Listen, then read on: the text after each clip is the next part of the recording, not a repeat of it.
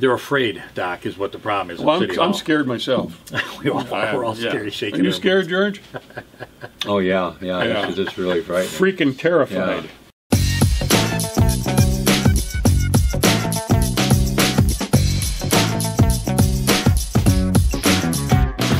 Gentlemen, are you ready? Ready. Yep. Go. Are you ready out there for Talking Racine? Because here it comes.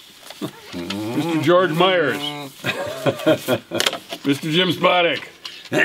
Dr. Ken Jorgen at your service. And we're going to bring you a little update on Foxconn. There was an article in, where was this published? It was in Forbes. Forbes magazine. Foxconn's Wisconsin factory is what the Chinese call a state visit project. Yeah. Which well, one of the things, part of it is like the headlines here with this great big huge picture of the mayor. Oh, that's a thing of beauty there, isn't it? Yes. Terry Gao. Shaking the hands of Terry Gao. Yeah. A couple of powerful people working on your behalf. No, actually it's Louis Wan. Okay. Yeah. It's a sub guy. So, you know, it's called a state visit. It's a big manipulation of emotions, what some people refer to as a dog and pony show. They come in and they do this big flourishing thing, this big ceremony. Nothing is really said or done, but it gets you to be emotionally committed to whatever it is that they want you to be committed to. Exactly. Right? Which in this case is Foxconn, or the idea of Foxconn. Yeah, with all the fanfare and the parades and the dancing girls and all this type of stuff. You know. I missed the dancing girls. Where were they? Yeah, I know. Well, they're coming yet, Doc. the point is it's something's got to happen now as a result of this. There's got to be something there. You don't just close that off and go walk home. You know? Yeah, they wouldn't have all these important people there if nothing was happening. And there's a name for it. It's called a state visit project. Yes, right. And they do it in China. They spend a lot of money to get it done. And you know, it actually states about how that they really don't have the project really what they're going to do, kind of like they're flying a plane and building it at the same time. Yeah. They don't really have it figured out what they're actually going to do, but they know something's going to happen, and so they put this on, and it's really for the politicians to, you know, bolster themselves, get themselves a couple photo ops. But I think it also makes a politician feel that he's got to do something. Yeah. He can't just walk away from this, because now the people are expecting it. And if he walks away from it, he's considered a failure. Right. Now think about that, though. You know, you put him in that position. Now all of a sudden he's in Little Racine, Wisconsin, and all of a sudden this comes in. Well, what happened, Corey or Mount Pleasant or wherever? I mean, what's happened? Now, for Corey to say, I just didn't think it was a good deal. It's coming. It's coming. No, it's coming. No, that's right. Right. Coming. So what does that do for the businessman, though? The business guy says, "Well, I kind of hooked him. I put him in a position like, you know, you gotta deal with me now. Yeah. You know? Even though it may not be a good deal, which has been done in Brazil and in the States and in Taiwan, or not Pennsylvania. They did. I mean. Well, you saw what started Machinery Row started. It was started on this big stage with the president and every other, you know, the governor and all the people. There's like parallels here? Yeah. You can't just walk away from it now. Right, you got to keep going. But well, anyway, so much for that. We'll keep you updated. We've got an interesting thing going on right here in hometown Racine. Boy, oh boy, oh boy. Three of us spoke at the March 5th City Council meeting. There was myself, Harry Waite, and Patrick Fagan, and we each had some things to say, and we were very, very respectful of the process and of the people that we didn't agree with, and we're going to play what we said right now for you to take a look at and see just what it is, because there's been a reaction on the part of the city. So we want you to see what we said, what we did, and then we're going to go over the reaction of the city and see if it in any way is parallel to what you were experiencing. Now, I just want to just say one thing, that there was a complaint filed, and we had Harry Waite on last week, and that complaint was filed on the 5th of, possibly right in that period of time. But there was some reference to this complaint, and that was the complaint that we had. Right, that's a good point. That's a good point. That's that's what I was talking about. That's what Harry was talking about, and Patrick too. So it's about 6 or 7 minutes here, so bear with us. So we'll be back in a little bit. It was Ken Jorgen, 2118 Summit Avenue of Racine, speaking on City Attorney.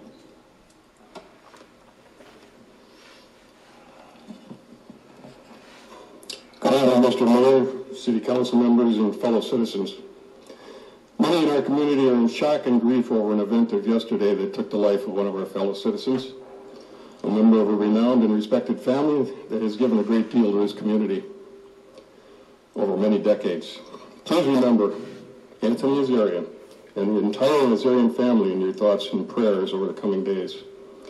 I know that their faith will sustain them through this time, but I also believe that knowing the rest of our community shares their grief will be an immeasurable comfort to them.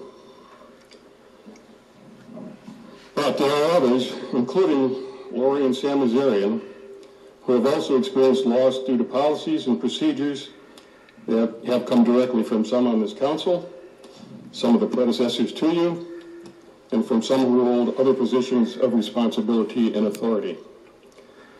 Grief, disappointment, and anger are powerful emotions. The grief we are experiencing as a community is due to a sudden and irreversible tragedy and will dissipate with time for many of us. But the disappointment and anger that plague us have accumulated over time and will continue to do so until they are dealt with thoughtful, decisive action. The first and most expedient action that can be taken rests in your hands. You have received a complaint, actually a list of complaints, that call for the end of this community's relationship with the city attorney, Scott Letney. It is now your responsibility and within your authority to consider the substance of the complaint and all of the supporting evidence for it. And if you conclude, as many of us already have, that terminating Mr. Letney's employment would be curative, then you must do it. Please be assured that this is neither personally nor politically motivated, but is instead the result of years of accumulated dissatisfaction with his performance and the costs that have been imposed on this community because of it. I leave it to others to enumerate specific actions and non-actions that have brought ongoing financial, social, and emotional harm to this city. I know that they await their chance to do that for you. I urge you to listen to them objectively. Consider their complaints with all the seriousness that your position implies, and reflect on your own experiences. Then do as your intellect and your responsibility to the city direct you. Thank you, and I wish you courage and wisdom as this matter unfolds. The next speaker is Harry Waite, 4353 Cheyenne Street, Union Grove, speaking on the city attorney.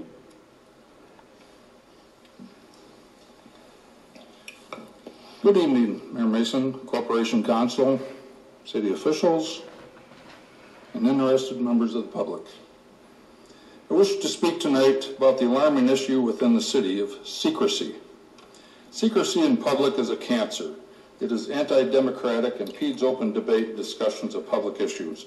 It infringes upon our rights to know what our government is doing and how and where public resources are being used and abused. City officials undermined and subverted common council authority when the city officials commissioned by the hour a $118,000 secret police study, violating city ordinances 46.39 and its subsections. A previous $6,000 study commissioned by the police union alleged underpaid officers, inconsistent supervision, low morale, sexism, racism, and the list goes on and on. As a frequent critic of law enforcement, I can attest that the $6,000 study failed to present a very important fact about the Racine Police Department. That is, the Racine Police Department is open to public scrutiny, embraces its critics with open and meaningful dialogue, and addresses citizen concerns with transparency, something the rest of Racine government could take some lessons from. It is public money that paid for the secret $118,000 police study, and there is no transparency by withholding the police study from the public. The city further engaged in secret court, squandering public funds by attacking a sitting alderman who has a stellar record as a public servant.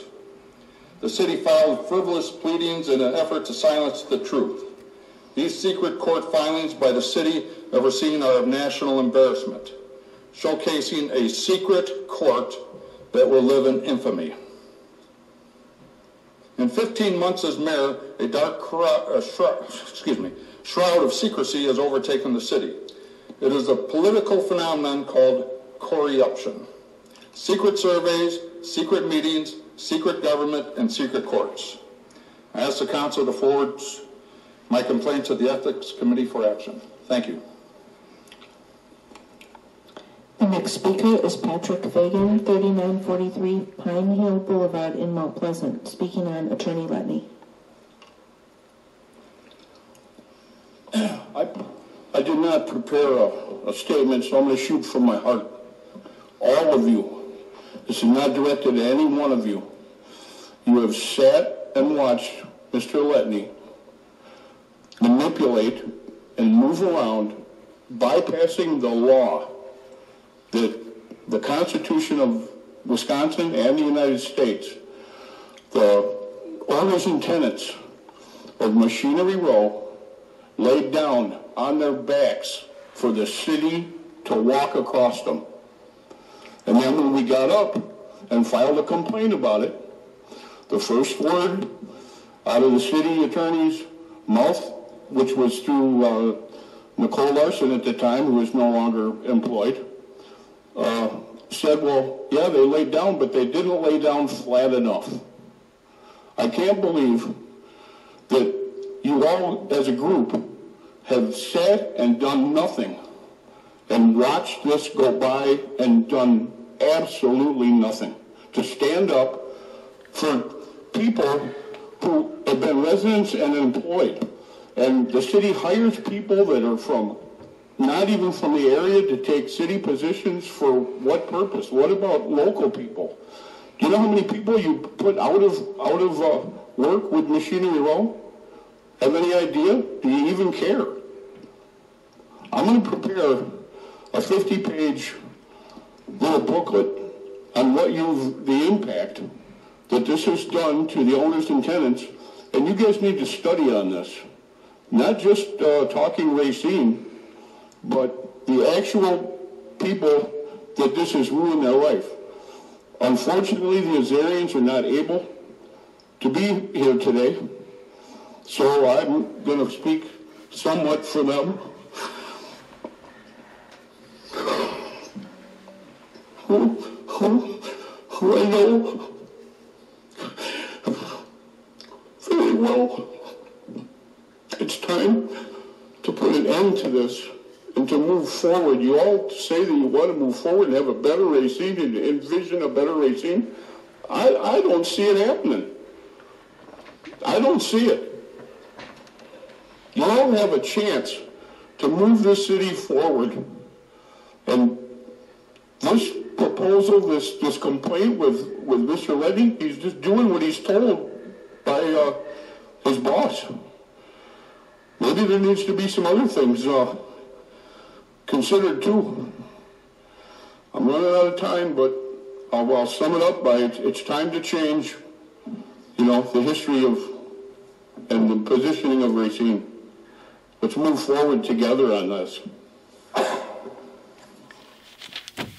Good. All right. Okay, well, Now we got now what we've got here, this is a letter which allegedly came from Jim Palahniuk, who is the city administrator, and it is titled, Formal Objection to the Airing of Unfounded Public Personal Attacks on City Officials and Employees.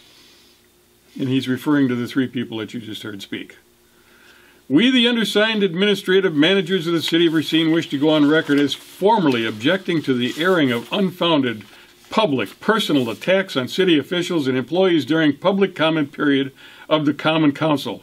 Specifically, on Tuesday, March 5th, 2019, an individual named Harry Waite, who provided his address as Union Grove, Wisconsin, appeared before the Common Council during public comment and proceeded to publicly and personally attack City Attorney Scott Letney as well as Mayor Corey Mason and, by position, reference Human Resources Director Tim Tompkins with unfounded claims and outright lies in a manner and using terms explicitly designed to personally disparage and impugn the character and integrity of city employees and officials. At the same meeting, Patrick Fagan, with an address in Mount Pleasant, as well as Ken Jorgen, that's me, also made personal attacks directed at City Attorney Scott Letney. Prior to each public comment period of each Common Council session, the City Clerk's office reads a preamble statement expressly directing speakers to, quote, refrain from profane remarks, disruptive outbursts, personal attacks directed at other speakers or public officials or employees, or other conduct which interferes with the orderly conduct of the meeting." Unquote. Mr. Waite's comments were clearly in violation of said directions, and he should have been immediately gavelled out of order and admonished to refrain from such statements and tactics. If he were to continue, he should then have been told to leave the podium and the microphone should have been turned off. We ask that the mayor or any then presiding officer not allow or tolerate such statements or behaviors to be repeated, that such personal attacks and proactively disruptive behavior not be tolerated or allowed. The city of Racine should stand up for civility, decency, compassion, empathy, and tolerance. There should be no place in the people's chamber for such misplaced attacks and vitriol. Did you do all that? Wow. Do you agree? Is that what you saw? Oh my God. If it is, Well, I apologize. yeah, okay. Well, It just Where do you wasn't want to there. I start mean, on this? Harry Waite didn't mention anybody's name. No. The closest he came when he talked about Corey Upshin, but the other than that, there was no mention of Scott Letney. I think Letney is just suffering from a case of guilty conscience. Well, I mentioned him, but I didn't. I don't know. That was Well, even if you did, it was a performance review. It wasn't a personal attack. I No. said the guy sucks at his job, and anybody with a. well, how much money is already? We went through this multiple times here, and then Harry files a complaint. I mean, this is such BS, and this is, Yeah. to me, this was like, Oh, this is, by the way, this is signed by a whole Oh, yeah. bunch of department heads. yeah, let's go Oh, through yeah. them. Let's go through them. Yeah. Jim Palahniuk, Jim city Palahniuk. administrator, Who's this? executive director, Racine Public Library. That's Jessica McPhail. I think it's Jessica, isn't it? City attorney Scott Letney, general manager. Who's the general manager? Yeah, I don't know. I can't read that. Timothy Tompkins, head of HR. Human Resources. Dave Bowersox, Public Housing, Health. Health. Boy, Tom he's got Molbeck. that guy's got some handwritings on him there now. He ought to be a doctor. Dottie? Yeah, Daddy. Fire chief, the Amy Connolly, city development, commissioner of public works, Yalen, and city assessor. I can't make his name out. Billy Bowers. Yeah. Where's Mayor Corey Mason? This was so objectionable. Where's he? Well, they ran out of lines. Yeah, They apparently. had them all filled out, and This reminds I'm me. sure he wanted to sign Oh it my God, this is like the mob. because he's a bold guy. Yeah, this is like the mob. You're my older brother, and I love you. But don't ever take sides with anyone against the family again.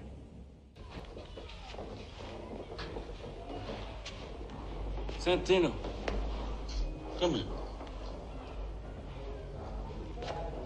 What's the matter with you? I think your brain is going soft from all that comedy you're playing with that young girl. Never tell anybody outside the family what you're thinking again. Go on. I looked at it one time. I said, I know what this reminds me of. It's kind of a reverse Declaration of Independence. Yeah, We yeah. Yeah. have all these heads objecting to these To the things that citizens. people have been doing. Yeah, they're not objecting to the crown; they're objecting to the citizens. What the heck is wrong with these people? Oh, and this is what I wrote back to the. I sent this out to all of the city council members and to all of the department heads, etc., etc. It's been brought to my attention that reference to me was included in a letter that was supposedly written and circulated by a city administrator, Jim Palahniuk. We have our questions as to whether or not he was really the author. That letter alleges that I directed personal attacks at the city attorney, Scott Letney. I note that few, if any, of those who co-signed that letter were in attendance at that meeting. Nobody was. So, By the way, you mentioned who really wrote it. which means that those Should we reveal co-signers... the thing that you read at the beginning? All this objection to being attacked and personally attacked. Yeah, I suspect that it was It not was written Ledney. by Jim Hell, it was Palahniuk. Ledney. You know it was. I mean, the guy's got... It's got Letney's style. It's all him. Palahniuk just went around. They cornered Palahniuk, told you, go take this around. It can't be me because it'll look bad if it's me. So he went around to all these guys, wrote it. These guys should be embarrassed. But you know what? These clowns, I mean, I'm a private citizen. Yeah. Absolutely. And they have, this is actually slander, you know, and you idiots, you keep like doing stuff that people can sue you over. I could actually sue you over that. I have no intention to, because I'm a taxpayer and everybody that we're talking to is taxpayers. I have no interest in dipping into the community. And how far does that lawsuit get you? What we really need is we need some people. Yeah, I know. We need real representatives. We need is what some you changes in the government. I mean, what they're doing here, like I said, it's just like the mob family. You know, you got to stay in tight with the family. Don't say anything outside the family. Whatever. And that's exactly what all these signatures are. It's just like the mob. And listen, it's amazing to look at that list. Yeah. All these department heads. How do you get him to sign, George? That's the amazing thing. I noticed Dave Brown from Finance is not on here. Either he was sick. Well, somebody went around and said, this is what happened at the council meeting. We need your support. Right. And I'm sure that most of these people, if any of them, saw what actually happened at the council meeting. They're afraid, Doc, is what the problem is. Well, I'm scared myself. We're all scared of shaking. Are you scared, George? Oh, yeah. This is really frightening. Freaking terrified. Yeah. Freaking terrified. But here's the thing. They are. You got to remember, they're getting paid. They have a job. They're getting paid. I mean, I got a feeling Corey runs this city like with an iron fist. Like, I'm in charge. This is the way it is. I'll fire you, and out the door you go, and it doesn't matter because I got the pit bull over here that let me. I just don't think of iron when I think of Corey. I don't know. It's more like a feather duster. Feather duster fist.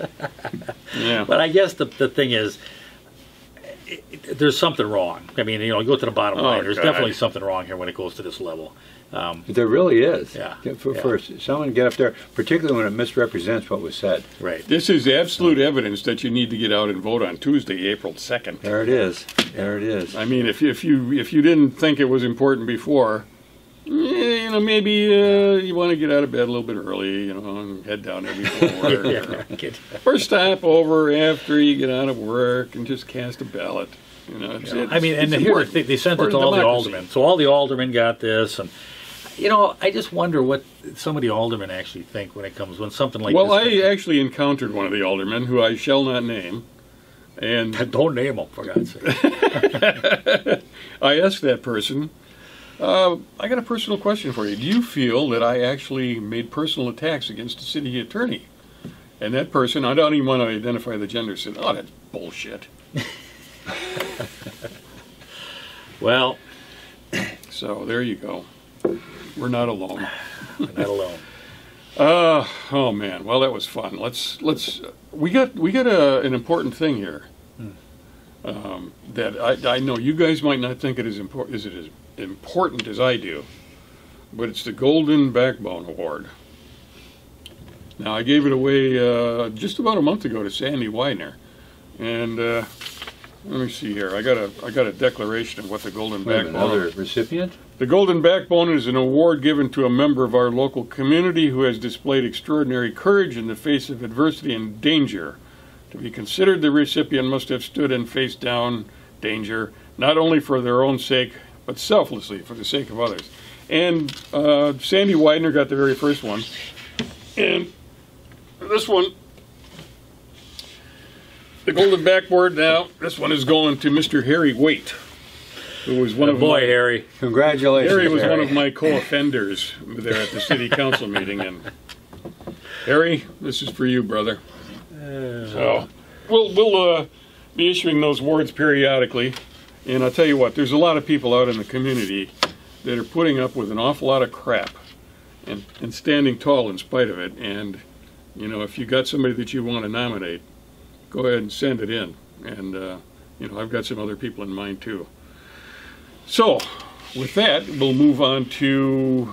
I'd like to go, like in the next episode or whatever, we did find some numbers on the city of Racine and the Wisconsin Policy Forum, I believe it is. They kind of break down cities. Out of 250 cities of 2,000 people or more, I believe Racine is the very last. Oh, yeah, we're in the toilet. I wanted to kind of go through some of these numbers. When you talk about aldermen, you know, I don't think they quite understand what the seriousness is of the finances in the city of Racine. You know, and I kind of like to touch on that. Maybe we can't do it today, but I would like to kind of start. We did start talking about that, and I'd like to bring that up on a future show.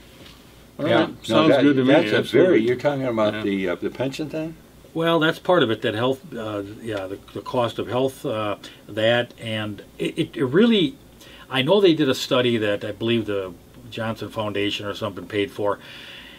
I read that one, but the actual one that is the one that's done throughout the state, it really compares Racine to a lot of different communities, and you know, from 2000 to, it takes out Madison, Milwaukee, maybe Green Bay, Fox Valley. I think maybe it takes those three out, but the rest is compared to Kenosha and Fond du Lac and La Crosse and Eau Claire, and it really does kind of play into exactly where Racine sits within the economic comparables to these other cities. Well, taxes are higher, well, and we are the quality highest of quality of life is number one. Lower. Right.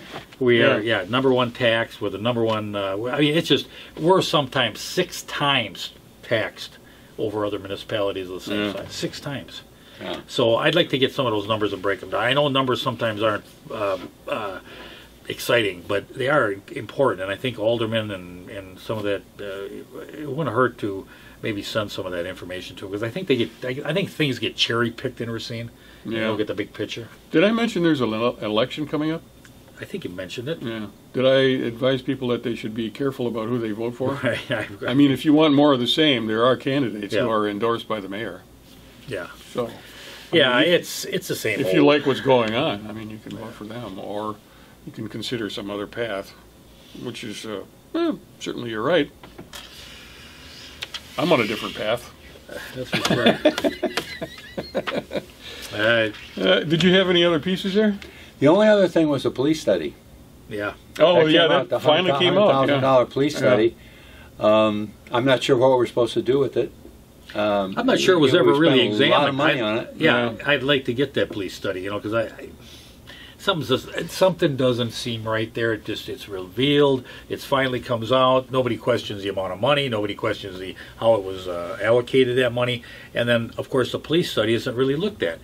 Yeah, that's You know, the final thing. It's just soft soaped over the Yeah. top. Well, he had some problems, but we straightened it out. Wait a second. They haven't straightened anything out. Yeah, exactly. You know. They've done nothing. I mean, And that whole study was to identify problems, and they've come up with some doozies. Yeah. Now, what's the actual cost of that? It was 118,000. Yeah, I'd say it was closer to 150. Yeah, 150,000. Corey Mesh will cost 150,000. It took nearly 11 months to be published. So it's like, you know, we do these studies, and for what? I mean, it's like, at least this one isn't costing us another $20 million. This was a study to find out whether we should spend $50 million for an arena or $35 million for Machinery Row. That's $600,000 we spent on a study. Well, for I've the talked to you guys about what I've proposed, which would cost $52,000 a year, and that is a city lottery, where every week we take a taxpayer's name out of the hat. We pick a name, and we award them $1,000 on a debit card to go spend on local businesses. Yeah. Which would you rather have? A little bit of lottery like that, or a $150,000 study on Yeah, right. the moral Or standing of the police? $600,000 on an arena. Yeah. Boy, if that isn't a waste of money, my gosh, that was unbelievable. No, it's amazing, and no problem. $600,000. we wonder why our taxes are up to 6 times higher than other people's taxes. And you know the thing that God, I wish there was bothers an me election coming up. this is neighbors taxing neighbors. Yeah. Yeah. You know, these aldermen they come right out of that neighborhood. I mean, my alderman lives down the next block from me, and how can someone go in there and just tax the hell out of your neighbors when you can see that they're struggling, and you have no qualms about raising their taxes anyway? Well, because you've got the soothing, reassuring, sonorous tones. Well, they don't of more T.Y. than you do. Shakur saying, and funds are available. Ghetto worth it. finance. Funds are available. No, And that's the thing. When the money is too easy, when you have access to money too easily, then it's a lot more easy. We have enjoyed being with you today. We hope you enjoyed our presence and that you come back next week. Have a good one. Bye-bye.